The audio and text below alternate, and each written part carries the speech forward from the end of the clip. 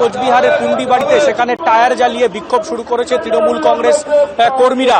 এবং যেটা গতকালের ঘটনা, তৃণমূল কংগ্রেসের কোচবিহার 2 নম্বর পঞ্চায়েত সমিতির কর্মাধ্যক্ষ তিনি গুলিবিদ্ধ হয়েছেন, রাজু দে গুলিবিদ্ধ হয়েছেন এবং সেই গুলি চালানোর অভিযোগ উঠেছে বিজেপি আশ্রিত দুষ্কৃতীদের বিরুদ্ধে।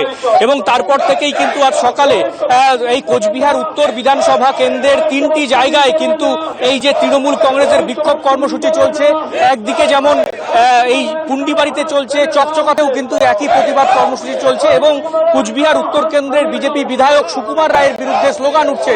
তাদের অভিযোগ যে সুকুমার রায়ের নেতৃত্বে তার আশ্রিত দুষ্কৃতীরা এই হামলা চালিয়েছে এবং তাদের নেতাকে গুলিবিদ্ধ করা হয়েছে।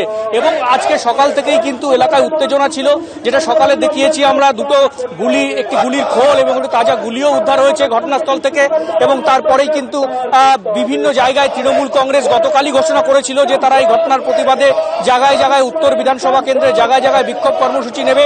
এবং সেই মতো কিন্তু পুন্ডিবাড়ি জাতীয় সড়ক অবরোধ করে ইতিমধ্যেই কিন্তু তৃণমূলের যে বিক্ষোভ কর্মসূচি, পথ অবরোধ, সেটা চলছে। টায়ার জ্বালিয়ে এই পথ অবরোধ চলছে, যেখানে স্থানীয় তৃণমূল নেতৃত্ব তারা কিন্তু উপস্থিত রয়েছেন।